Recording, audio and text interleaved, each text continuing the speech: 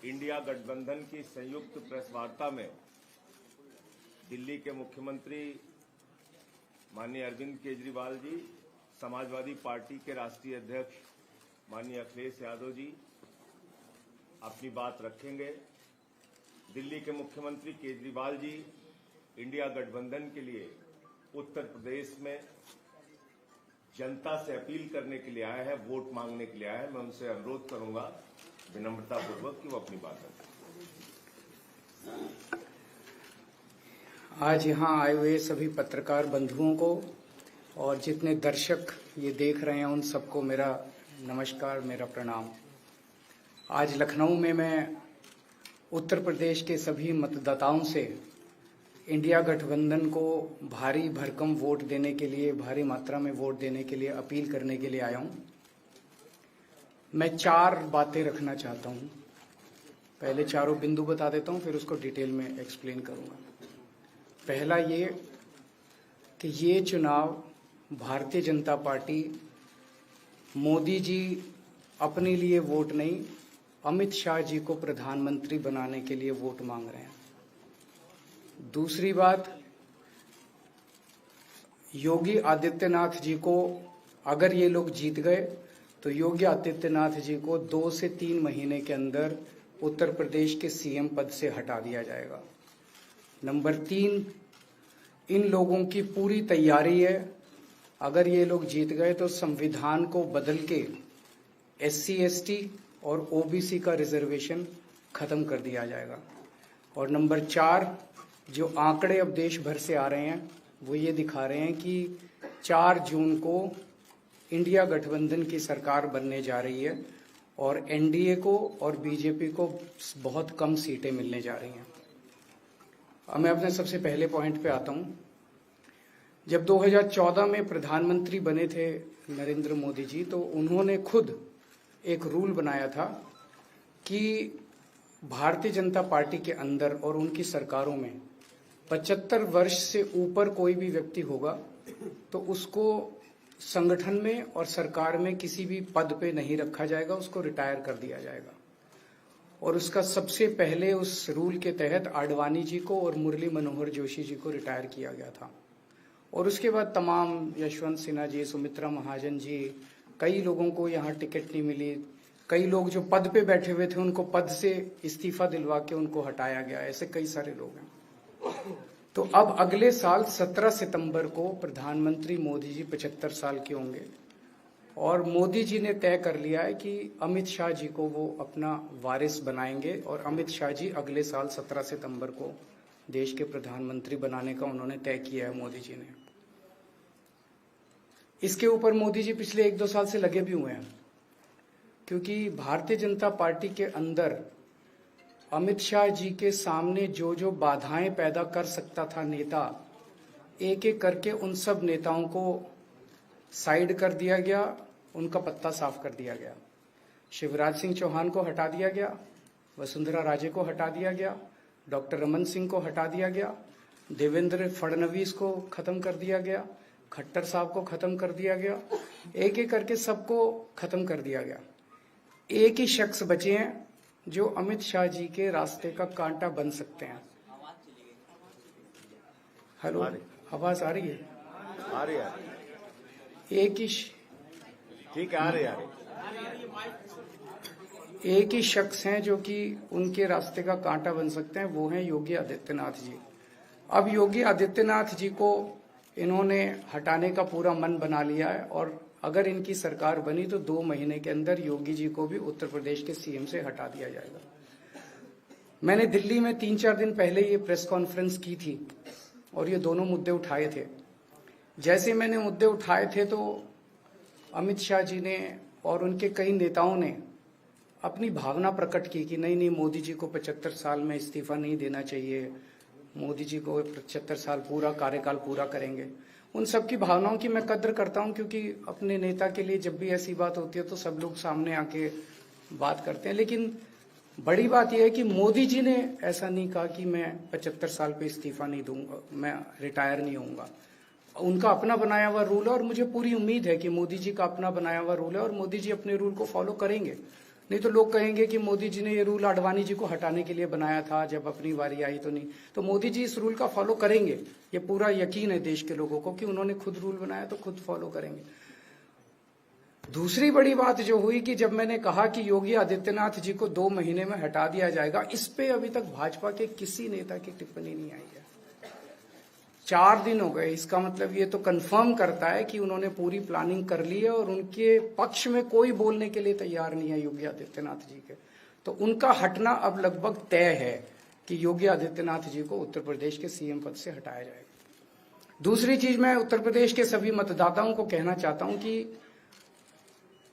पिछले 4-5 महीने से इन्होंने शोर मचा रखा है, 400 पार 400 पार 400। क्यों? कहते हैं नहीं मोदी जी कुछ बड़ा काम करना चाहते हैं। तो लोगों ने खोद खोद के पूछा, भाई क्या बड़ा काम करना चाहते हैं, कुछ बताओ तो सही। तो उन्होंने नहीं बताया। लोगों ने फिर अंदर से पता किया कि बड़ा काम ये करना चाहते हैं कि देश से रिजर्वेशन खत्म करना चाहते हैं। हम जानते हैं कि इनका जो पूरा इकोसिस्टम है, आरएसएस, बीजेपी, शुरू से ये लोग रिजर्वेशन के खिलाफ रहे हैं। इनकी पूरी की पूरी मानसिकता रिजर्वेशन के खिलाफ रही है। तो मैं सभी लोगों को ये आगाह करना चाहता हूं कि ये बड़ा काम इनको 400 पार इसीलिए चाहिए क्योंकि ये रिजर्वेशन खत्म करना चाहते हैं। संविधान को, बाबा साहब अम्बेडकर ने जो संविधान बनाया था, उस संविधान को ये तार तार करना चाहते हैं। पूरे देश भर से अब जो ट्रेंड आ रहे हैं, वो ट्रेंड ये दिखाते हैं कि भारतीय जनता पार्टी को 250 से भी नीचे, मेरे हिसाब से 220 के आसपास, 3-4 दिन पहले भी मैंने कहा था, 220 से कम सीटें इनकी आती हुई नजर आ रही हैं। आप हिसाब लगा लीजिए। मैं हरियाणा होके आ रहा हूं कल परसों। हरियाणा में इनकी बहुत कम हो रही हैं, दिल्ली में इनकी बहुत कम हो रही हैं, पंजाब में मुझे नहीं लगता इनकी कोई सीट आ रही है, कर्नाटक में इनकी काफी कम हो रही है, महाराष्ट्र में इनकी बहुत कम हो रही है, बंगाल में इनकी कम हो रही है, यूपी में इनकी कम हो रही है, बिहार में इनकी कम हो रही है, झारखंड में इनकी कम हो रही है, राजस्थान में इनकी कम हो रही है। तो इनकी सीटें आ कहां रही हैं? तो इनकी 220 के नीचे सीट आ रही हैं। इनकी सरकार बीजेपी की सरकार नहीं बन रही है, इंडिया गठबंधन की सरकार बनेगी। और इंडिया गठबंधन की सरकार जो है वो देश को एक प्रगति के रास्ते के ऊपर लेके जाएगी। इस तरह से जो पूरे देश के अंदर एक नेगेटिविटी इन लोगों ने फैलाई है, उसको हम लोग ठीक करेंगे। मैं अंत में उत्तर प्रदेश के सभी लोगों को अपील करना चाहता हूं कि इंडिया गठबंधन के, यहाँ पे सपा और कांग्रेस का गठबंधन है, इंडिया गठबंधन का जो जहां से कैंडिडेट है उसको भारी मात्रा में वोट देकर आप सब लोग जिताइए। अब मैं निवेदन करूंगा समाजवादी पार्टी के राष्ट्रीय अध्यक्ष माननीय अखिलेश यादव जी से।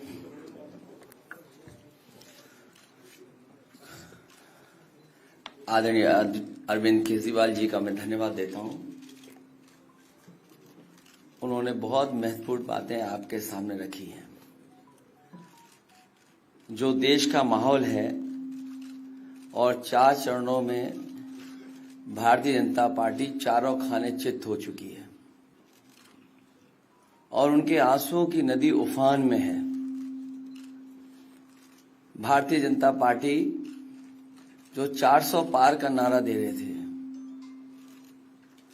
अब समझ में आया है 4 चरणों के बाद,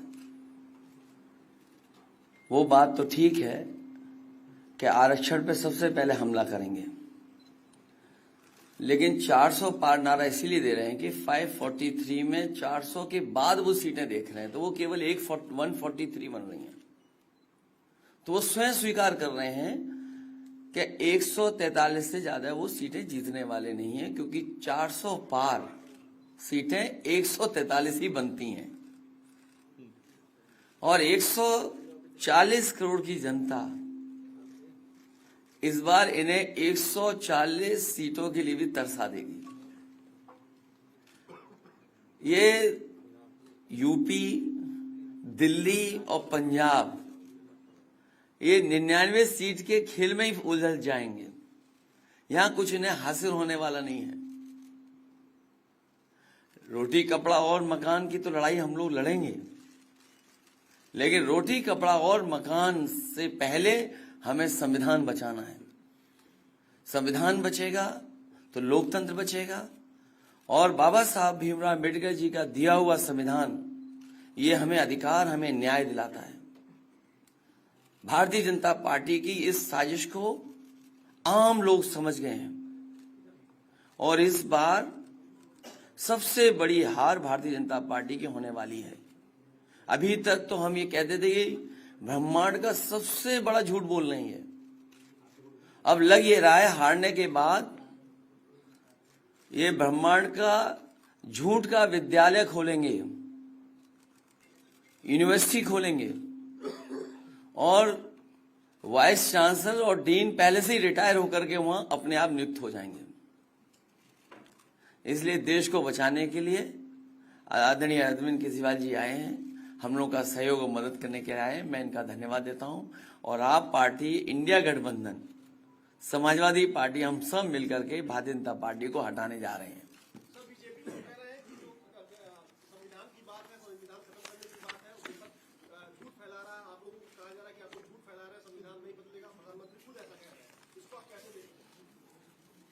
उनकी कौन सी बात सच निकलेगी? अभी आपसे कहा कि 75 साल वाला जो वो है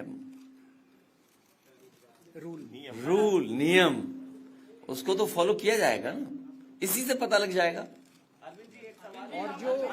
और एक मिनट, अगर आप इनका इतिहास उठा के देखें पिछले 75 साल का, जनसंघ का, आरएसएस का, थ्रू आउट ये लोग रिजर्वेशन के खिलाफ रहे हैं।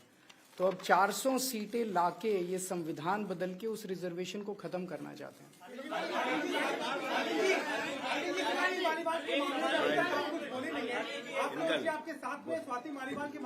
अरे उससे ज्यादा जरूरी और चीजें भी हैं, कागज हम निकाल लिए।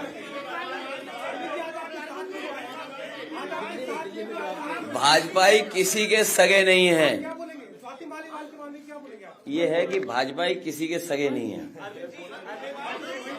और भाजपाई झूठे मुकदमे लगाने वाला गैंग है। हाँ बोलो। एक बार बोल रहे हैं, बता रहे। हाँ मैं बोल रहा हूँ, एक सेकंड बोल रहा हूँ।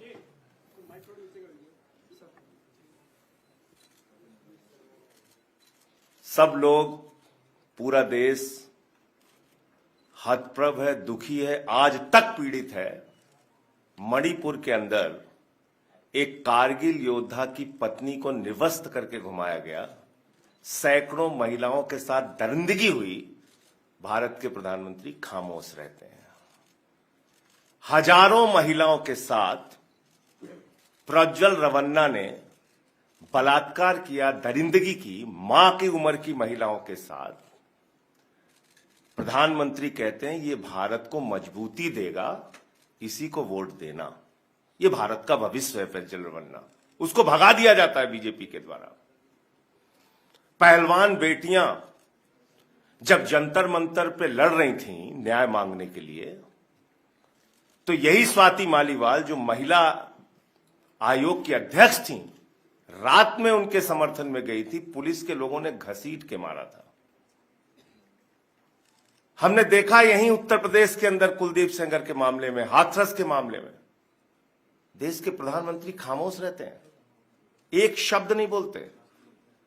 आम आदमी पार्टी हमारा परिवार है, पार्टी ने अपना रुख साफ कर दिया है और मैं चाहता हूं जितने विषय मैंने आपके सामने रखे हैं, देश के प्रधानमंत्री और भारतीय जनता पार्टी को जवाब देना चाहिए। स्वाति मालीवाल के मामले में जवाब देना, जब वो पहलवान बेटियों के लिए जंतर मंतर पे न्याय मांगने गई थी स्वाति मालीवाल जी, उस समय घसीट के मरवाया पुलिस वालों से। तो इसलिए इस पे राजनीतिक खेल ना खेलें, मैं सिर्फ इतना कहना चाहता हूं। धन्यवाद।